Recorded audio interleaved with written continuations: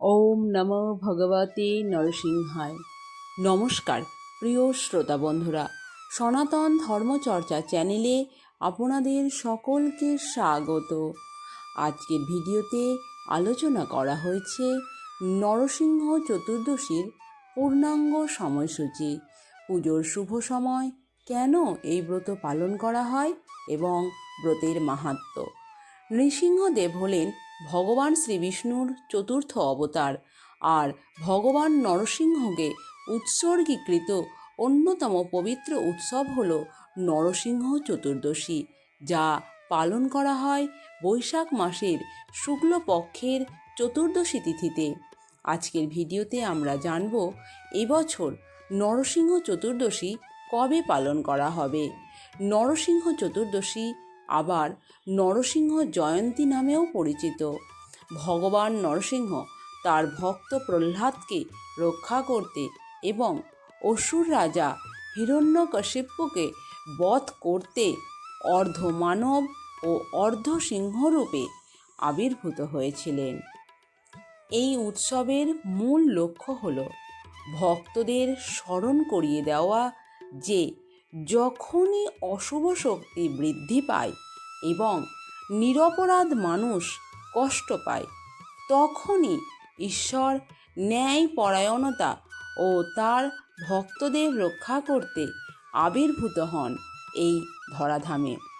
এই বছর 2026 সালে নৃসিংহ চতুর্দশীর পূর্ণাঙ্গ সময়সূচি। তিথি শুরু হবে 29শে এপ্রিল 2026 বুধবার রাত 10:50। তিথি শেষ হবে 30শে এপ্রিল 2026 বৃহস্পতিবার রাত 8:02। তিথি পালন করা হবে 30শে এপ্রিল 2026 বৃহস্পতিবার। পুজোর শুভ সময়। পুজোর সর্বোত্তম সময় হল সন্ধ্যাকাল, বিকেল 4:17 থেকে রাত 6:56 পর্যন্ত। এবার আমরা জানব এই চতুর্দশী তিথি কেন পালিত হয়। ভগবান নরসিংহের আবির্ভাবকে সম্মান জানাতে নরসিংহ চতুর্দশী বা নৃসিংহ চতুর্দশী উদযাপন করা হয়। ভগবত পুরাণের কাহিনী অনুসারে অসুর রাজা হিরণ্যকশিপু অত্যন্ত শক্তিশালী এবং অহংকারী হয়ে ওঠেন।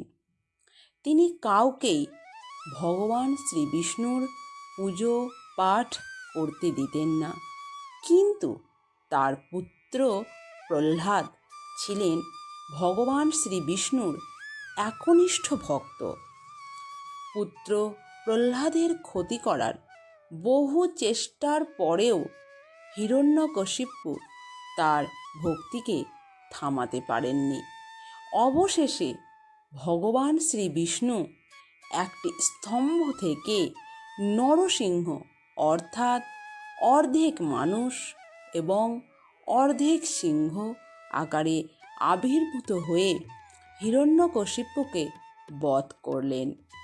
নরসিংহদেব আবির্ভূত হলেন মানুষ বা পশু হিসেবে নয়, দিনেও নয়, রাতেও নয়, বরং গোধূলি বেলায়। বাড়ির ভেতরেও নয়, বাইরেও নয়, বরং দরজার কাছে। অস্ত্র দিয়ে নয়, বরং তার নখ দিয়ে। এইভাবে ভগবান নরসিংহ হিরণ্যকশিপুকে দেওয়া বরের প্রতিটি শর্ত রক্ষা করে অশুভ শক্তির বিনাশ করলেন। এবার আমরা জানব নৃসিংহ চতুর্দশীর ব্রত মাহাত্ম্য বা ব্রতকথা। বৃহন্নরসিংহ পুরাণে উল্লেখ আছে যে ভগবান শ্রী নৃসিংহদেব ভক্ত প্রহ্লাদকে বললেন, প্রতি বছর আমার সন্তুষ্টি উদ্দেশ্যে চতুর্দশী ব্রত কর্তব্য।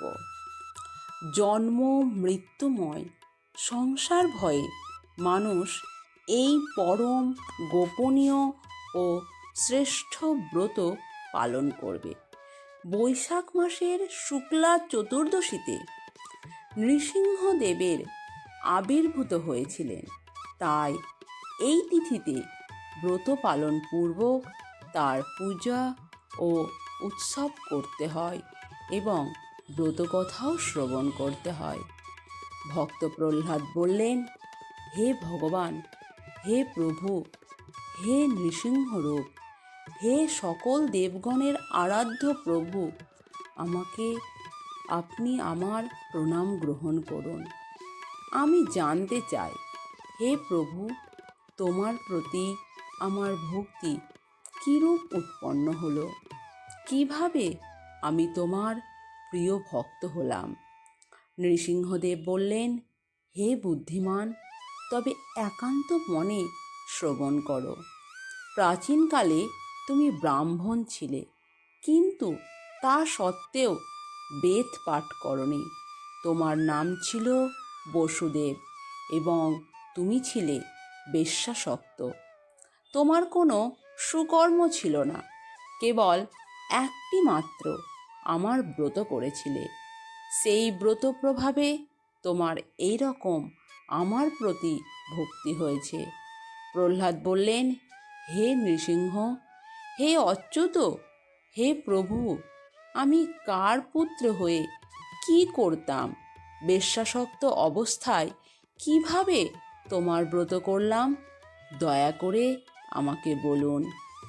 ভগবান শ্রী নৃসিংহদেব বললেন, পুরাকালে অবন্তিপুরে বসু শর্মা নামে এক বেদজ্ঞ ব্রাহ্মণ ছিল। ধর্মপরায়ণ ও বৈদিক ক্রিয়া অনুষ্ঠানে তৎপর। তার ভার্যা জগৎ প্রসিদ্ধা সুশীলা, পতিব্রতা ও সদাচারিণী।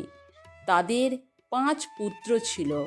4 জন ছিল সদাচারী, বিদ্বান, পিতৃভক্ত, কিন্তু কনিষ্ঠ পুত্রটি ছিল অসদাচারী, সর্বদা বেশ্যাসক্ত, সুরাপায়ী। সেই কনিষ্ঠ পুত্রটি ছিলে তুমি। নিত্য বেশ্যাগৃহেই তুমি বসবাস করতে। একদিন এক বনমধ্যে তুমি ও তোমার সেই বান্ধবী বেড়াতে গিয়েছিলে।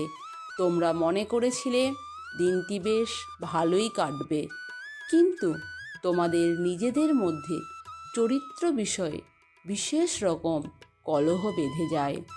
তোমাদের মধ্যে মনোমালিন্যের সৃষ্টি হয়। সেই কারণে মৌনভাবে তোমরা আলাদাভাবে একটি স্থানে এসে বসেছিলে। সেখানে তুমি অতি পুরনো ধ্বংসাবশেষ গৃহ নিদর্শন স্বরূপ কিছু ইট পাথর দেখেছিলে।